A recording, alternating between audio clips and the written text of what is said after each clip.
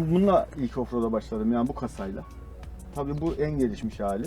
En az 5-6 tane değiştirdim. Devamlı da kendim toplamayı seviyorum. Onu da söyleyeyim. Her şeyini kendim uğraşıyorum. Yani o yüzden bu aracı kısaca anlatmak gerekirse bu bir Amerikan CC6 Jeep marka. 80 model. Aslında çok çirkin bir araçtır ama bu şekilde lastikler takıldığında çok yakışıklı oldu. Yani benim hiç kullanmayacağım tarz bir araç. Yani çünkü bunun ben CC5'ini kullanıyorum. Bu lastiklerde de CC5 olmazdı zaten. Sadece lastik gözükürdü arabada. Bu araba kendi yürüyeni değil. Bu lastikleri taşıması için daha farklı bir Amerikan yine malı olan başka bir arabanın yürüyenini kullandım. Ama görünen bütün yüzü orijinal. Tamamen orijinaline sadık olarak toplanmış bir araç. Araçta vinç olmazsa olmazımız. Yani offroad'da. Çünkü hayat kurtarır. Özellikle tek başınıza gittiyseniz bir yerde kalabilirsiniz, çok basit. Bir çukura düşebilirsiniz, çamura düşebilirsiniz. Bununla ilgili de offroad yardımcı halat malzemeleri size 1 metre daha arabanızı ileri taşırsanız emin olun araç devam edecektir. Zaten bir yerde öyle bir yerde kalırsınız ki sadece bir 10 santim, 15 santimdir. Bir çukura düşmüştür, çamura düşmüştür ve orada debelenirsiniz. Biz çünkü çok yaşadık. 15 santim çektikten sonra araba yürür. Sis lambalarımız var. Bunlar gece görüşleri için aydınlatma. Ne kadar fazla gece, bunlar bile az şu anda. Çünkü geceleyin gördüğünüz kadar gidersiniz. Yani ben bununla ufak anı da anlatayım size. 2004-2005 yıllarıydı. Bir öğleden sonra bir arkadaş grubuyla, ki o zaman araçların %80'i Bull marka. Bir baraj kenarına indik. Hava birden karardı, yağmur filan. Tabii geç çıkmıştık. Biz aslında offroad'da değildi niyetimiz. Kış günü. Yağmur yağdı ve bir yerden indik. Yaklaşık 15-20 arabayız. Telsizden anons geçtiğimizde geç kalmış oldum. Dedim ki arkadaşlar inmeyin dediğimde bütün arabalar çukura inmişti. İnanır mısınız o gün gece 4'e kadar o 1 metre, yani sadece 1 metre, emin olun, aracımızı 1 metre yürütebilsek geri çıkacağız ve o 1 metreyi yürütemediğimiz için saat gece 4'e kadar debelendik. Bu gördüğünüz lastik çamurlukları işleri. Buraların içleri komple çamur doldu. Lastikler dönmüyordu. Yani öyle bir çamur vardı ki biz zaten üstümüz başımız hiç önemli değil.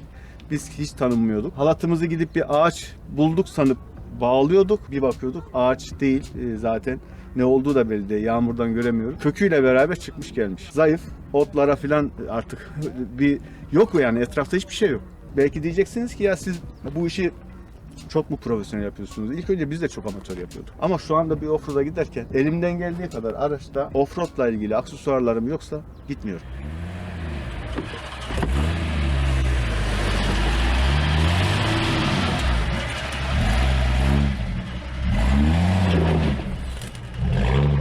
Makasın çok konforsuz olduğunu ve bu yükseklikte rahat olmayacağını düşündüğüm için bunu yaya çevirdik. Ve hiçbir sıkıntı olmadan yaklaşık 80-90 km hızla direksiyonu bırakıp gidebiliyoruz asfaltta da. Arkülasyon dediğimiz, yani çapraza gelmelerde bana çok faydası olan bir sistem. Çünkü araç kasmıyor olabildiğince. Çok salına salına derler ya, arazide salına salına geziyor.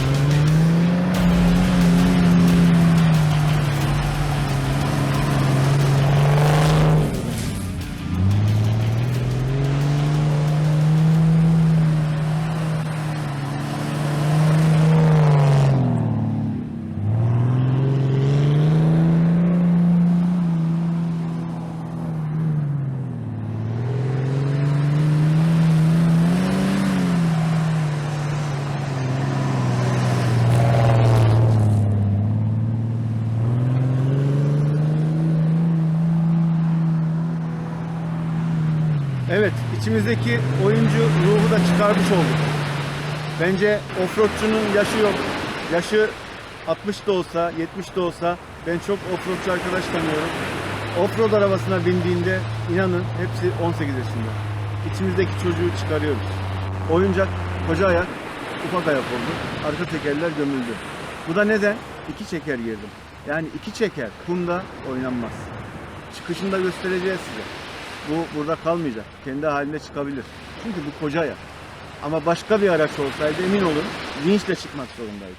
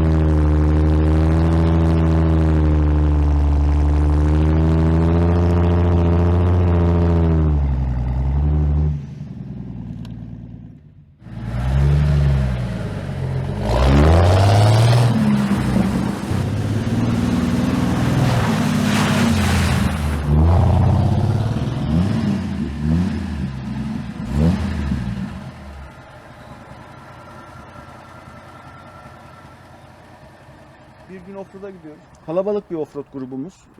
Ben o gün misafirim bir arkadaşın yanında. Önümüzde bir araba var. Marka vermeyeyim şimdi. Pick-up sınıfından onu söyleyeyim. Ya araba benim almak istediğim bir araba. Bu olay da 2012 falan. Ama araba yolda gitmiyor hiçbir türlü. Bizim altımızda eski G'lerden var. Kısa şase. Biz normal stabil gidiyoruz. Ama öndeki araba hep yan yengeç gibi. Yerler buz tabii, kar. Ve bir rampaya geldik. Bütün arabalar çıktı. Öndeki araba bir türlü çıkmıyor. Neyse biz indik seyrediyoruz. Tabii tanımıyorum da arkadaşı. Sonra merhaba falan tanıştık. Ya dedim rica etsem ben deneyebilir miyim? Yani bu işte bir sıkıntı var. Yani bütün arabalar çıktı. Sizin araba ki modelli ve benim gıpta ettiğim araçlardan biridir dedim. Yani bunun çıkmaması mümkün değil. Ya şimdi arabaya ilk bindiğimde bir baktım. Bütün her şeyi açmış. Yani kilitler 4x4 low, yani orta kilit, arka kilit hepsi açık. Şimdi en başta şunu söyleyeyim. Kar sürüşlerinde özellikle eğer orta kilidi kilitlerseniz arabanız emin olun yengeç gibi gidecek. Çünkü araç bir yerde 4 teker aynı anda dönecek. Bu sefer en ufak kaymada bir daha toparlayamayacak. 4x4 hızlı asfalt diye mod vardır çoğu arabada.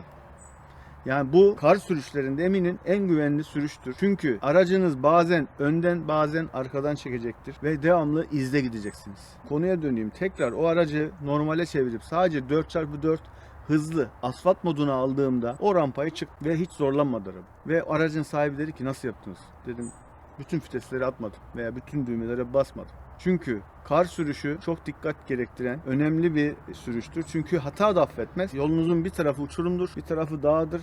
Eğer uçurumdan aşağı Allah göstermesin giderseniz dönüşü yoktur. O yüzden güvenlik, yine güvenlik, yine güvenlik.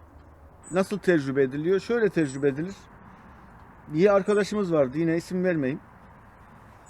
Kara gidiyoruz ve kara çıktık. Hiç sıkıntı yok.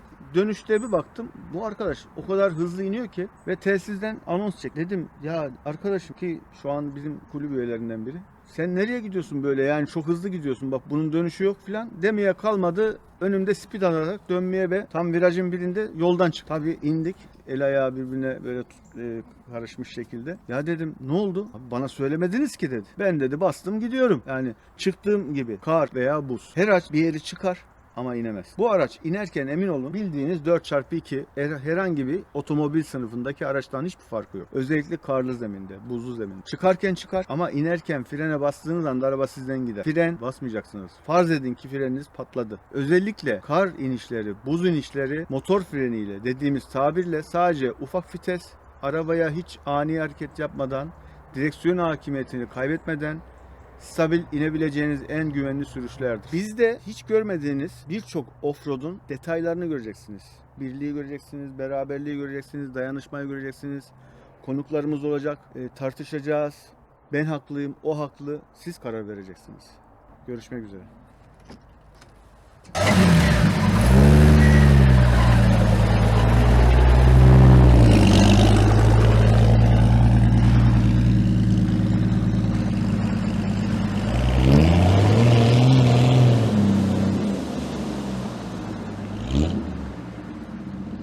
Mm-hmm.